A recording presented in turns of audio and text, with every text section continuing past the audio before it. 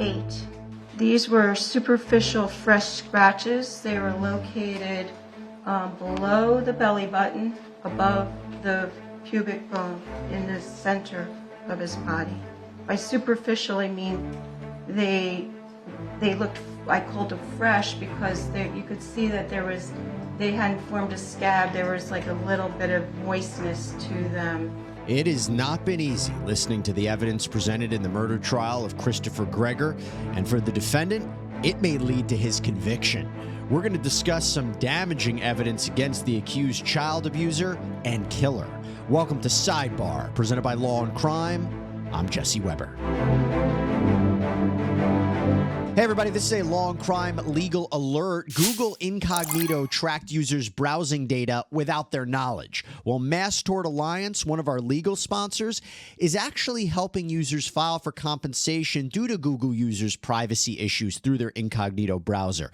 So if you've used Google Incognito anytime since 2016, you can start your claim in less than 10 questions at incognitoclaims.com/sidebar. There has been a lot of evidence presented so far in the trial of Christopher Gregor out in New Jersey. How bad was it for him? What's some of the most damaging testimony and evidence against him? Well, we're going to talk about it. Now, this is the case of a 31-year-old man who is facing murder and child endangerment charges in connection with the death of his 6-year-old son, Corey Michelow.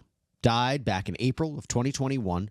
Happened after Gregor brought his son to the emergency room at Southern Ocean Medical Center in Stafford Township, carried his limp body. There's even surveillance footage where you see him carrying Corey. Reported that Corey was sleepy, that he had thrown up, and Corey died at the hospital. Now, why is Gregor responsible? What does the evidence show? That's what we're going to get into. But I want to warn you right now, as we talk about this, it is never easy hearing about the death of a young child. This is some of the worst evidence you can see, you can hear about. These are the worst cases to cover. Having said that, what we're about to talk about, this evidence is very important. You need to hear what the prosecution has and what the jury will consider. So with that in mind, although this will be not easy in any stretch of the imagination to listen to, let's get into it and we'll discuss it. Now, some of the most damning evidence came from the testimony of forensic pathologist Dr. Thomas Andrew. Do you have an opinion, after you reviewed all of this material, in regard to the decedent's cause of death? Yes. And can you tell the jurors what that opinion is? But Corey died of blunt impact injuries of the chest and abdomen with laceration of the heart, left pulmonary contusion, and laceration and contusion of the liver. After reviewing the materials in this case, did you formulate an opinion as to the decedent's manner of death? I did. And can you tell the jurors what your opinion is? Corey's manner of death is homicide. Dr. Ragasa saw and documented several abnormalities. There was a large contusion of one of Corey's lungs. I believe it was the left lung. Examination of Corey's heart externally didn't show anything, but on the internal examination of the heart, after the heart was opened to reveal the chambers of the heart, a laceration or tear in the tissue was revealed on the right side where the liver lives.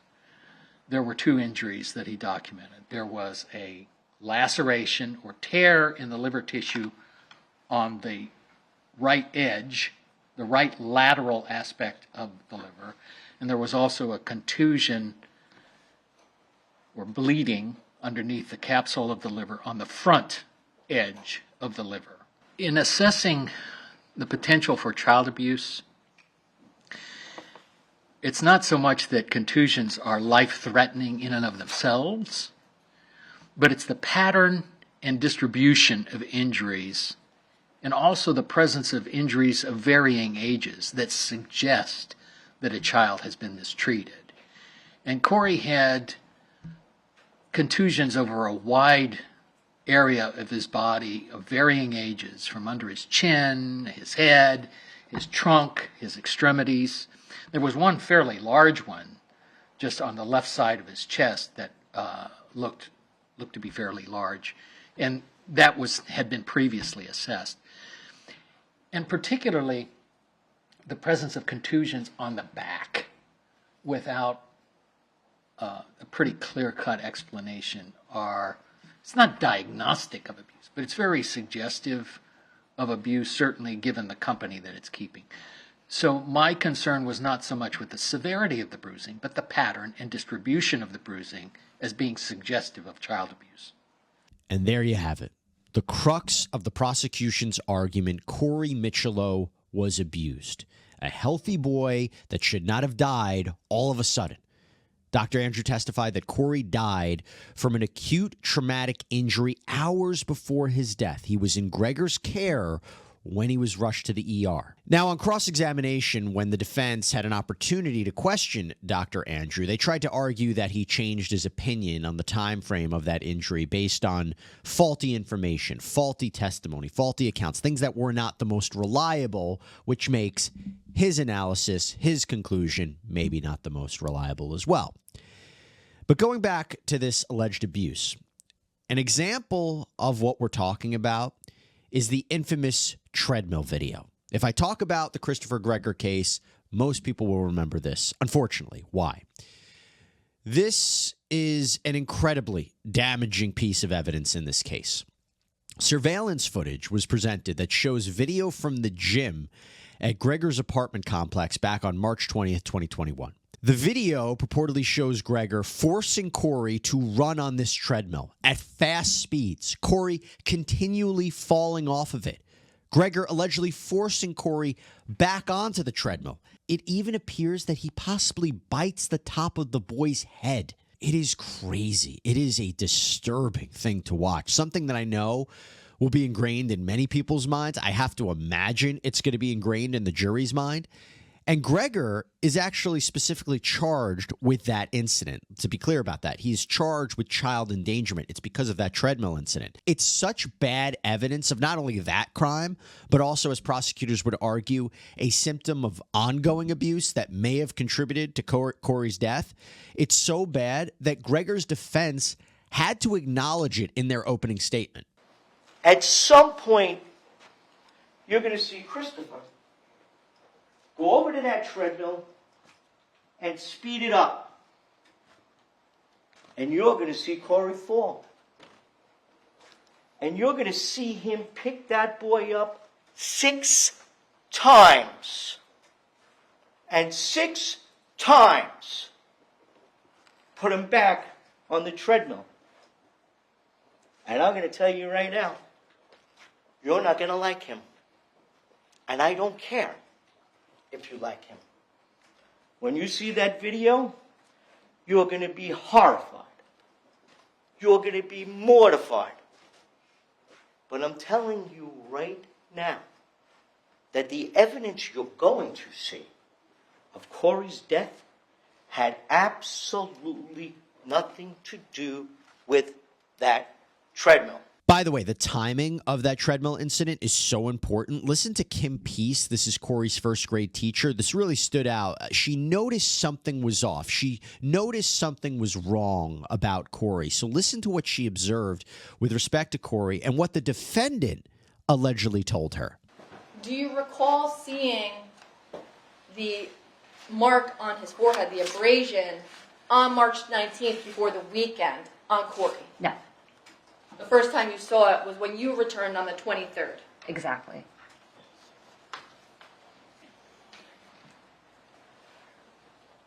When you saw the injury to Corey, did you try to talk to Corey about what had happened to him?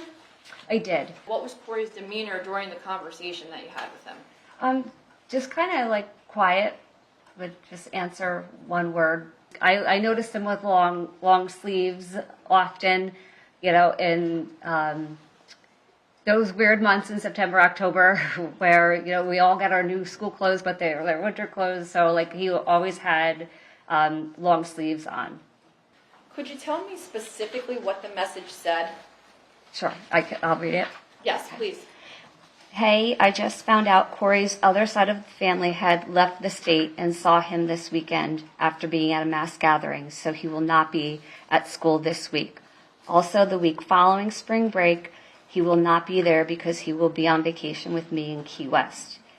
In order to do the virtual learning, is there anything we need other than logging onto Google Classroom? Is that the entirety of the message? Yes. So with all that going on with the treadmill and all this, she gets that message from the defendant that Corey wasn't going to be in school, that they were taking him on vacation. It is strange timing after that treadmill incident. The long sleeves, to cover up bruises maybe, that's an assumption you have to make here. Now again, prosecutors are saying Corey was a victim of his father's abuse. That's the theme here. And moving on to some more damaging evidence, I want to focus on injuries and whether Corey died from something else. Now I want to talk about the testimony of Dr. Yi Ong. So he is the doctor who evaluated Corey on April 1st, 2021 in an emergency room. This is the day before Corey died. Corey's mother brought him to get checked out. And can you tell the jury what Corey's demeanor was when you observed him? He was very scary, little bit scary boy, and he afraid to answer my questions. Did you conduct a physical examination of Corey while at the emergency room at Jersey Shore? Yes, I did. I did from head to toe examination, and then we marked down all the bruises, scratches in the diagram. I put everything in my chart. Now, how were Corey's vital signs? His vital signs are stable, and I'm not concerned when he arrived because of the vital signs are stable. We saw some bruises on the head, some bruises on the body, and some bruises on the back and legs. And neurologically, we do the cranial nerve examination, basically neurologically intact. He has no neurological deficit. He is active, alert, and not in distress. And any signs of failure and chest examination within the normal limit. I did not hear any respiratory distress, wheezing, murmurs, hypoxia. He has nothing. And bar abdominal examination, abdomen is soft, no signs of acute abdomen. That means no tenderness, no pain, and no heart inconsistency by palpations. And physical genital examination within the normal limit. All four limbs examinations, motor is intact, sensory is intact, saw only bruises, scratches. So according to this doctor, Corey has bruising, he is scared, but his vital signs were normal. Nothing to indicate on the outset that he's about to die suddenly out of nowhere. No infection, which is important because Gregor's defense has seemed to suggest that this young boy possibly died from a complication of sepsis. But Corey was discharged that night. His mom brought him to Gregor the following afternoon, and he ends up dying. Natural question, did Gregor do something to Corey in that time? Or, as the defense suggests, did the boy's mother have something to do with that? And by the way, under cross-examination, the defense seemed to suggest that Dr. Ong's calculations were off. Maybe he didn't review all of the proper medical records. In other words, did we really understand what was going on with Corey? Did we get a full perspective on Corey? But I tell you what, when I talk about damaging pieces of evidence in this case, I have to talk to you about probably one of the worst pieces of evidence for Christopher Gregor. Actually, I was on air on the Law&Crime Network hosting when I saw this go down live. This is when Sergeant Raymond Coles, computer forensic examiner, took the stand. And he went through Gregor's purported search history. Now remember, the treadmill incident is March 20th, 2021, and Corey dies on April 2nd, 2021. So the first hit in the Safari web browser on this was a search conducted on March 25th, 2021 at 9:36:31 p.m. The body of the search states, "Will red marks turn into bruises?" And could you please move on to the next one? Sure.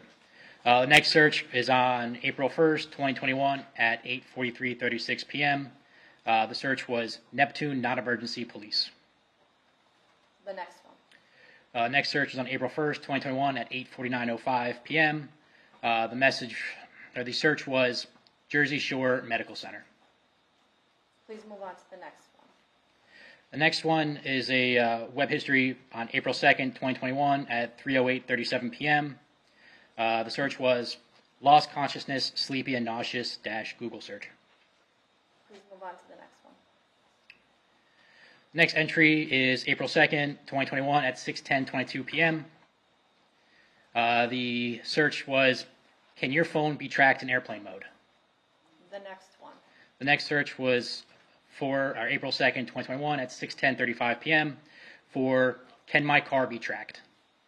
The next one. Next search was for April 3rd, 2021 at 3:55:40 p.m. The search is, could internal bleeding raise your blood sugar levels? Please move on to the next one. The next search is on April 3rd, 2021 at 3:56:55 p.m. The search is, how does gastrointestinal bleeding happen? Is there a next one? There is. Could you please tell us what it is? Next search was on April 4th, 2021 at 9:58:03 a.m. The search was, there was a murder determined from an autopsy. How long to file charges? Is there another one? The last one is on April 4th, 2021 at 10:21:16 a.m. The search was, how long after an autopsy to file charges get filed? Now, the searches from before Corey's death attributed to Gregor are arguably indicative of the defendant concerned about bruises and how they will look on Corey and looking up Corey's symptoms. But then the searches on the day of and after his death seem to all be concerned about if he's going to get in trouble. No, I think that's the argument that the prosecution can make. The argument would be, why is he so worried about criminal charges, a phone being tracked, his car being tracked, or a car being tracked? We call that in the law evidence of consciousness of guilt. You know you did something bad. You're worried about the consequences. And I forgot to mention that Gregor allegedly left the hospital as Corey died, drove off and left. So that certainly looks bad for the defendant. But that is not all. Could you please describe to me what the first task was and what you did? Sure. The first thing they proposed to me was to identify if conversations between Christopher Gregor and Brianna Michelot were deleted from Christopher Gregor's iPhone. If messages were deleted, please identify when they were deleted. What did you do with regard to that? So essentially, I opened up Ms. Michelot's phone extraction, and I opened up Mr. Gregor's phone extraction. On Mr. Gregor's phone extraction, there were 0 text messages with Ms. Michelot. On Ms. Michelot's phone extraction, there were 3,466 text messages saved with a conversation with Mr. Gregor. That was the first indicator that something was deleted from Mr. Gregor's phone.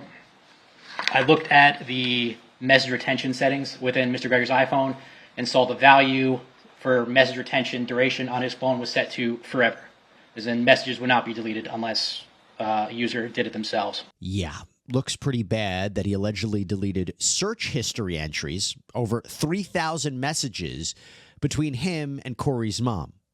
Defense would try to pinpoint, we don't know when these were deleted, how they were deleted, why they were deleted.